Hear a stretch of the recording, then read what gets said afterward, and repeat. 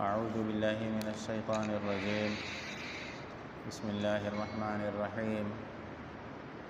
وَلَقَدْ آتَيْنَا مُوسَى الْكِتَابَ فَاخْتُلِفَ فِيهِ وَلَوْلَا كَلِمَةٌ سَبَقَتْ مِنْ رَبِّكَ لَقُضِيَ بَيْنَهُمْ وَإِنَّهُمْ لَفِي شَكٍّ مِّنْهُ مُرِيبٍ. وَإِنَّ كُلًّا لَمَّا لَيُوَفِّيَنَّهُمْ رَبُّكَ أَعْمَالَهُمْ إِنَّهُ بِمَا يَعْمَلُونَ خَبِيرٌ. فَاسْتَقِمْ كَمَا أُمِرْتَ وَمَنْ تَابَ مَعَكَ وَلَا تَطْغَوْا إِنَّهُ بِمَا تَعْمَلُونَ بَصِيرٌ. وَلَا تَرْكَنُوا إِلَى الَّذِينَ ظَلَمُوا فَتَمَسَّكُمُ النَّارُ وَمَا لَكُم مِّن دُونِ اللَّهِ مِنْ أَوْلِيَاءَ ثُمَّ لَا تُنصَرُونَ.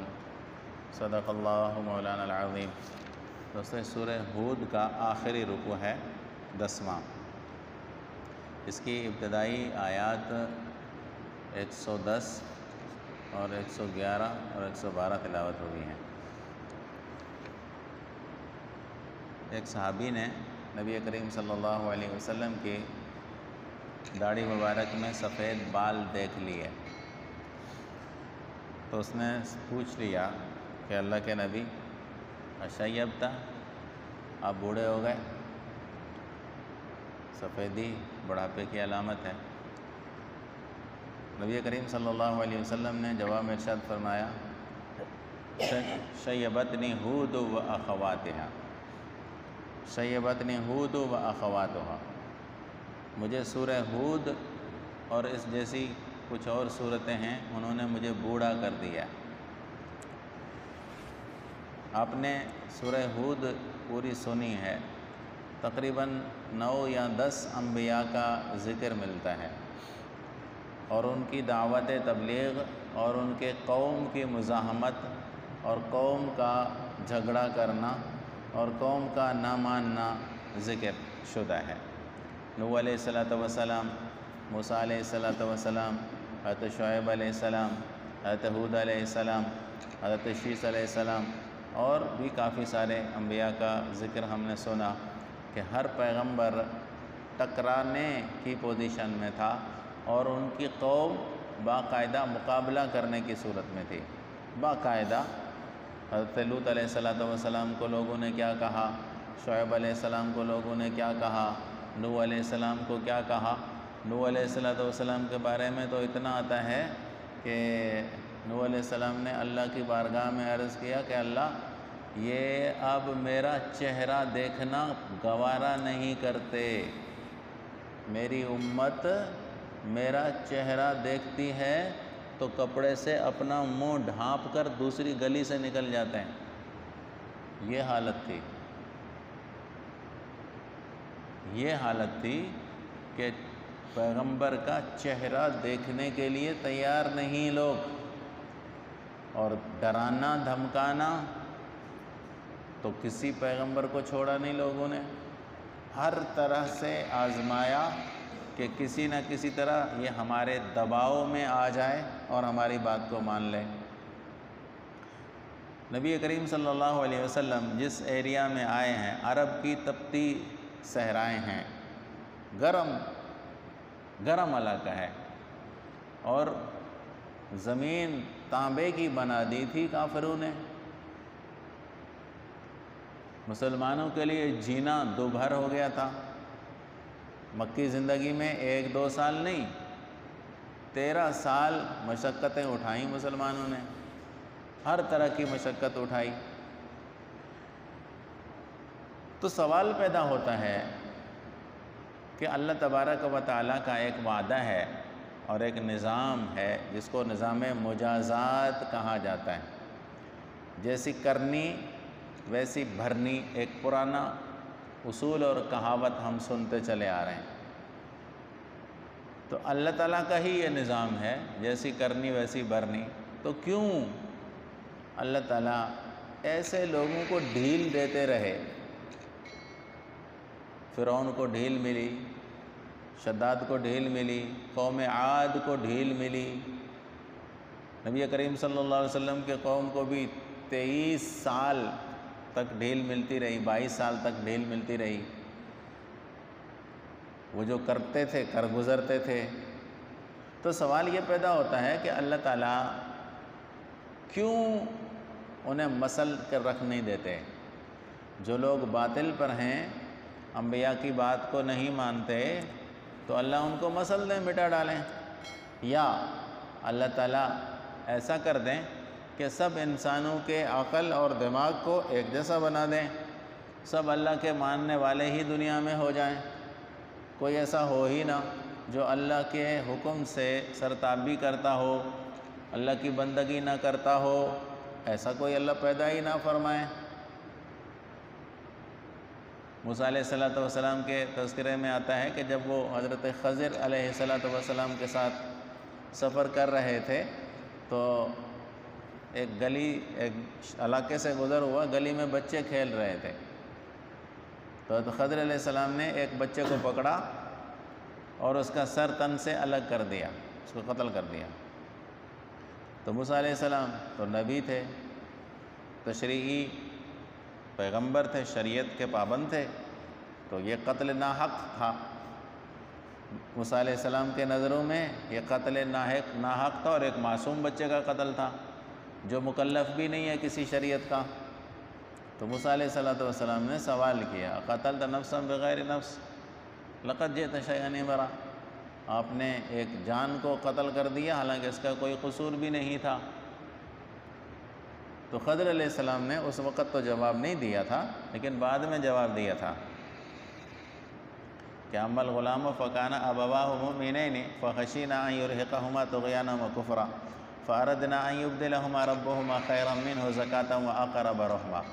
یہ بچہ اگر بڑا ہو جاتا تو اپنے والدین کے لیے آزمائش بن جاتا، اس کے ماں باپ نیک صالح لوگ ہیں، لیکن یہ آگے چل کر ان کے لیے فتنہ بنتا۔ اولاد ماں باپ کے لیے بڑا فتنہ ہے، باپ تو صبح کو نماز کے لیے اٹھ جاتا ہے، بچے سوتے رہتے ہیں، ان پر سختی نہیں کر سکتا، اگر کام نہ کریں تو باپ ناراض ہو جاتا ہے، کما کرنا لائیں تو باپ ناراض ہوتا ہے، نماز نہ پڑھیں تو کتنے دن، ایک دن کہا، 2 دن کہا، 4 دن کہا، باپ بلا کے ٹھنڈا ہو جاتا ہے، یار نہیں پڑھتے نماز کیا کروں، صبح کو فجر میں نہیں اٹھتے، یار کیا کروں، بہت کوشش کرتا ہوں، گھر سے نہیں نکال سکتا ان کو، فتنہ ہے، آزمائش ہے۔ تو خضر علیہ السلام نے موسیٰ علیہ السلام کو جواب میں فرمایا کہ اس کے ماں باپ بڑے نیک صالح لوگ تھے، اگر یہ بچہ بڑا ہو جاتا تو ماں باپ کو گمراہ کر سکتا تھا، ہو سکتا تھا کہ آگے چل کر اس کے ماں باپ بھی اللہ تعالیٰ کے حکم سے سرتابی کر بیٹھتے، تو ہم نے یہ سوچا کہ چلو اس کو ابھی ختم کر دیتے ہیں، اللہ تعالیٰ ان کو کوئی اور بچہ دے دے گا۔ تو مسئلہ یہ ہے کہ اس بچے کو پیدا ہونے ہی نہ دیا جاتا، وہ پیدا ہی کیوں کیا اللہ تعالیٰ کی قدرت نے، اس کو پیدا ہی کیوں کیا کہ پھر اگر وہ بڑا ہو جاتا تو جا کر ماں باپ کے لیے فتنہ بنتا، اس بچے کو پیدا ہونے ہی نہ دیا جاتا، یا اگر اللہ نے اس کو پیدا کر دیا تھا تو پھر اللہ اس کو نیک صالح بنا دیتا۔ یہ کیسا قانون بنایا کہ اگر یہ بڑا ہو جائے گا تو ماں باپ کے لیے فتنہ بنے گا؟ تو اس کی مثال یہ سمجھ میں نہیں آئے گی ہر آدمی کے بعد، میں ایک مثال سے سمجھاتا ہوں کہ ہمیں اللہ تعالیٰ نے حکم دیا ہے کہ اگر تمہارے ناخن بڑے ہو جائیں تو ان کو کاٹ ڈالو، حکم ہے نا، ناخن بڑے ہو جائیں تو کاٹ ڈالو، مچھیں بڑی ہو جائیں تو کاٹ ڈالو، زیر ناف غیر ضروری بال اگر بڑے ہو جائیں تو ان کو کاٹ ڈالو، بغل کے بال بڑے ہو جائیں تو ان کو کھیڑ لو، ختم کر دو۔ تو اگر اللہ چاہتا تو یہ ناخن بڑے ہونے ہی نہ دیتا، بڑے ہوتے ہی نہ، جیسے ہیں ویسے ہی رہتے ہیں۔ تو اللہ کا یہ کیسا حکم ہے کہ ناخن تمہارے بڑے بھی ہو رہے ہیں پھر کاٹنے کا حکم بھی مل رہا ہے، بال بڑے بھی ہو رہے ہیں، بال پیدا بھی ہو رہے ہیں، پھر ان کو کاٹنے کا حکم دیا جا رہا ہے۔ تو یہ ایک نظام ہے قدرت کا، اللہ تعالیٰ نے اس نظام کو ان آیات میں بیان فرمایا، اور نبی کریم صلی اللہ علیہ وسلم کو تسلی دے کر ایک آرڈر اور حکم دیا ہے کہ دیکھو یہ اللہ کا نظام مجازات ہے کہ اللہ تعالیٰ نے اپنے حساب سے ہر چیز کی ایک مدت اور وقت مقرر کیا ہوا ہوتا ہے۔ ایسا نہیں ہے کہ بس جس نے نافرمانی کی فوراً اس کی گردن مروڑ کر رکھ دی جائے گی، اگر یہ نظام بنا لے اللہ تو کوئی اللہ کی نافرمانی نہیں کرے گا۔ اور ایسا بھی نہیں ہو سکتا کہ اللہ تعالیٰ سب کو نیک صالح بنا دے تو پھر تو امتحان کا فائدہ نہیں ہے، سب فرما بردار ہیں تو پھر امتحان کیسا؟ جو دو راستے دکھائے گئے ہیں ہر انسان کو کہ دو راستوں میں سے کون سا سیدھا راستہ تو اختیار کرتا ہے، اپنی عقل سے اپنی سوچ اور سمجھ سے اگر اچھے راستے کو اختیار کرتا ہے تو اللہ تعالیٰ کی طرف سے نیک جزائیں اور نیک بدلے کا تو مستحق ہے، اور اگر برائی کے راستے کو اختیار کرتا ہے تو تیرے لیے برا انجام ہے، اس کا امتحان پھر نہیں ہو سکے گا۔ تو اللہ تعالیٰ نے نظام امتحان کے حساب سے نظام مجازات قائم فرمایا کہ ہم مہلت دیتے ہیں تاکہ ہم یا تو ظالم کو اچھی طرح ایک مقام تک پہنچائیں، جو ظلم کرتا ہے اس کو ڈھیل دی جاتی، اور جو اچھے عمل کرتا ہے ہم اس کا بدلہ اس کو دنیا میں بھی دیتے ہیں اور آخرت میں بھی دیتے ہیں، دونوں جگہوں پر بدلہ ملتا ہے، اور یہ بھی نظام مجازات ہے۔ جس طرح ہمارے نظام مادیات میں جو بھی کام کیا جاتا ہے تو اس کا نتیجہ ضرور نکلتا ہے، جو بھی عمل کیا جائے اس کا نتیجہ ضرور دنیا میں ہی دیکھا جاتا ہے۔ اس مسجد کی جب بنیاد رکھی گئی تھی تو اصل تو اس کی بنیاد ہے، اصل تو اس کی شروع کی محنت ہے جب کھڈے لگے، اب تو کوئی نہیں دیکھتا، اب تو بلڈنگ بنی ہوئی ہے ماشاءاللہ، ہر کوئی دیکھتا ہے کہتا ہے بڑی زبردست مسجد بن گئی۔ تو اصل اس کی جو بنیاد ہے وہ پہلی اینٹ ہے، وہ بنیادیں کھودنا ہے، ان میں سریا بھرنا ہے، اور پھر کالم اٹھانے ہیں، چھت بھرنی ہے۔ تو کتنے عمل اس بلڈنگ کے اندر چھپے ہوئے ہیں وہ ہمیں نظر نہیں آتے۔ ہم نے تو دیکھا کہ ایک آدمی ماشاءاللہ بڑی ویگو میں چل کر گھوم رہا ہے، لیکن ہم نے یہ نہیں دیکھا کہ اس آدمی نے آج تک کتنی محنت کر کے اس ویگو کو حاصل کیا، کتنا اس نے عمل کیا ہے اور کتنی محنتیں اس میں اس کی آئی ہیں، جب جا کر یہ نتیجہ ہمیں دیکھنے میں آ رہا ہے۔